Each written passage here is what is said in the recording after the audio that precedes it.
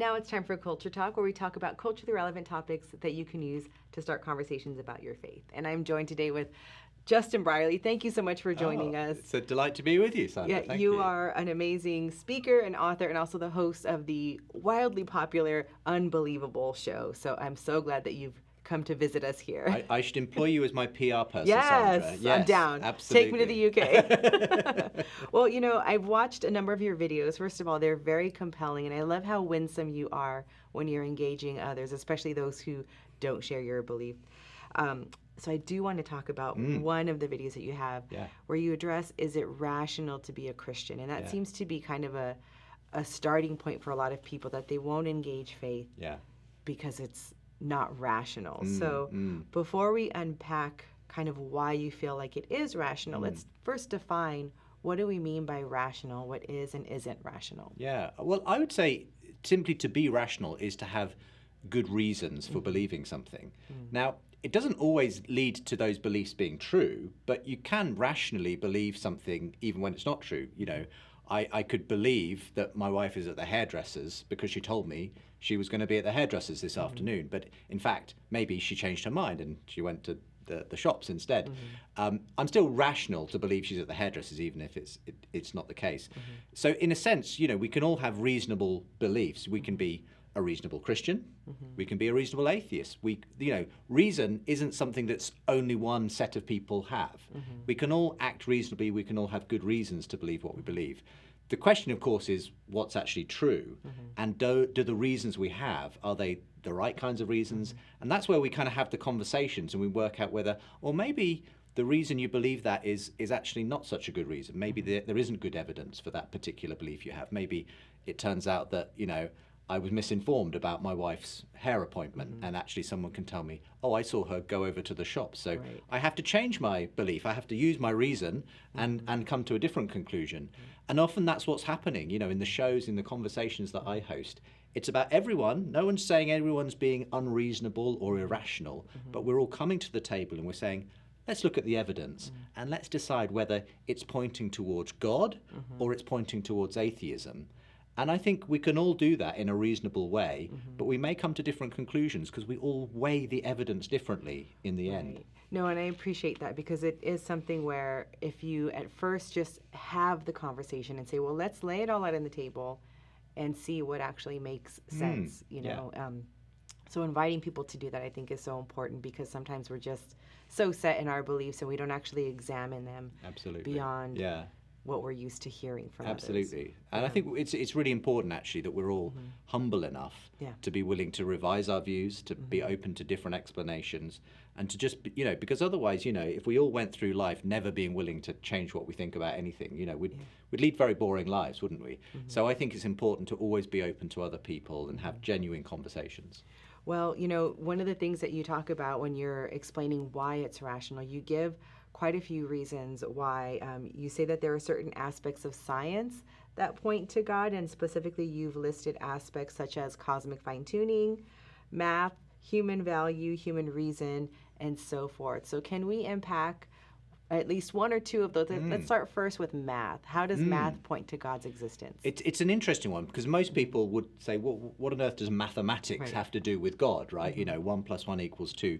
You know, it seems like a far remove from belief in a God behind the universe. But actually, it's fascinating when you actually dig down into this. And you know, one of the people who could speak brilliantly, I'm sure, on this is the founder of Reasons to Believe, Hugh Ross. But it's extraordinary when you look at the universe, the way it's been mapped out in a way that we can discover it and engage with it in the language of mathematics. Physics is based on this extraordinary parsimony and beautiful kind of set of equations and mathematical principles. And when you look at that, it's very hard to understand why the universe should be that way. There's no natural reason why the universe should be so eminently explorable through the language of mathematics, but yet it is. In fact, there was a Nobel Prize-winning physicist called Eugene Wigner who wrote a paper called The Unreasonable Effectiveness of Mathematics. And he said it was nothing short of a miracle that the universe is describable in mathematical terms. He said there's no reason on a naturalistic worldview why this should be. At best, we can say it's a complete fluke. It's a happy accident. But actually, I think it points towards the fact that there is a designer. There is someone who kind of wrote laws into nature. The Laws ultimate mathematician. Yeah, the ultimate mathematician behind the whole show. And I very often find even the most non-religious scientists and physicists talking in semi-religious terms about this extraordinary fact of nature, that it's written in the laws of mathematics. And I had on my show, one of my big conversation shows from Unbelievable, Sir Roger Penrose, who won the Nobel Prize a couple of years ago. Extraordinary work in physics and astrophysics and mathematics. And he himself, as a non-Christian, said, it's one of the most remarkable things. It's the way that the natural world can be explored through the realm of mathematics. And he actually believes that actually there isn't just a physical world. He believes there is an actual world of mathematics, and there's an actual world of consciousness. And there's kind of he again gets quite religious in the language he uses. And for me, there's a natural explanation for this. It's God. There's a God from whose mind all of these realms evolve. These aren't just random happenstance. There's actually a real reason behind the way that all of these things coalesce and converge in ways that humans, with just these few pounds of grey matter, can actually understand the complexity of the universe. Right. I love that. And just how you explained how explorable the world is through math. That's exciting. Yeah. Even though I'm not like a huge, really Well, nor great am at I. math. I'm but not great at maths either, but when I speak to people who are, they say, this is uncanny, this is weird. And I think it's an amazing kind of way into talking to people. You know, maybe you know people who are maths nerds. Yeah. Talk to them about this stuff. You know, you never know where it may lead. Right. No, that's so fascinating. So we've talked about math or maths. Now, can we talk about some cosmic fine-tuning? Sure. Yeah. Well, again, you've got some experts here who could do that themselves. But one of the most popular videos I created was actually a video looking at the fine-tuning of the universe. And it is amazing when you look at the way the numbers behind the universe seem to be so incredibly finely tuned, dialed to just the right precision for things like the law of gravity, for instance, the force of gravity, for it to be just right so that when matter emerges in the universe, it doesn't either clump together too tightly so that nothing could emerge, so that the universe collapses back on in itself, but it's not weak enough that it all flies out. In fact, it's just the right amount of gravity so that chemistry, planets, galaxies can form and life can develop. That's just one of about 30 or so of these so-called very finely tuned laws and principles in the universe. And when you look at the numbers, it is staggering. It's incredible just how precise they have to be, just ever so slightly different than they actually are, and you would find that life wouldn't be possible. Right. I mean, I sometimes meet people who say, well, look, surely life could have developed. Maybe it'd be some different kind of life. Maybe, you know, life would have found a way in the universe, even if things had been different. But the problem with that is, if you don't have this incredible fine-tuning to start with, you don't even get chemistry, basic chemistry. You know, you don't have anything that you could even start with as the building blocks of life. And then you've got the whole question of how life arose, even once you've got all that initial stuff in place. So for me, this is very powerful evidence, actually, and I've met many atheists who take this very seriously, actually, as a very powerful potential argument for God, that there appears to be design at the, you know, right at the center of the universe, in the way that these physical laws, fundamental constants, seem to be perfectly synchronized to allow for life to develop. Was that just a fluke? The chances are so remote on that. It's just stacked so much against that possibility that just doesn't seem to be an option on the table. The only other way people have gone is maybe there's many universes, maybe there's a multiverse and lots of different numbers and laws, and we just happen to be in one where it worked in our favor.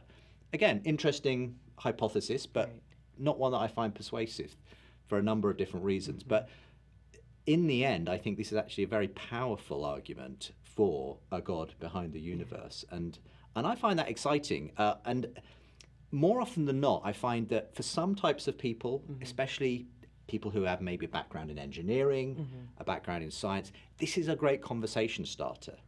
A lot of them, if you just walked up to them and said, do you believe in Jesus? They'd immediately like be, I don't want to have this conversation. It reminds me of those videos like, do you have time to talk about our Lord and Savior? Yeah, exactly. And the person's running away. It's like, and the problem is that very often Christians kind of tend to confirm people's worst experiences immediately, and they think, oh no, it's one of those religious nuts, you know. But actually, if you start with something that maybe, oh yeah, no, that does sound interesting. Oh, I never thought about that. Some kind of interesting scientific fact. It suddenly can open up a really interesting conversation that might eventually lead back to Jesus. But at least you've got the door open. And I think the fine-tuning of the universe for life is just one of those fascinating scientific issues which actually just fascinates people. And which it's just a great tool. Right. No, you know, you bring up some wonderful points, because I think if you just go right in and say, let's talk about Jesus, you'll shut down conversation. But if you talk about, you know, like the James Webb Telescope, those images are so beautiful and they're so stunning, and we all look at them and go, what is that, like, what does that mean? Where am I? What am I doing here? And how did we get here, kind of a thing. And starting there and talking about the vastness of the cosmos, talking about how intricate and fine-tuned it is. You just bring up such wonderful ways to have that conversation that's inviting. It is about inviting people into a conversation. And God has given us actually some of the most amazing conversation starters you could hope for. You know, just look at the night sky above you on a clear night, and you know, you've immediately got something to talk about, because people suddenly realize, gosh, who am I compared to this universe?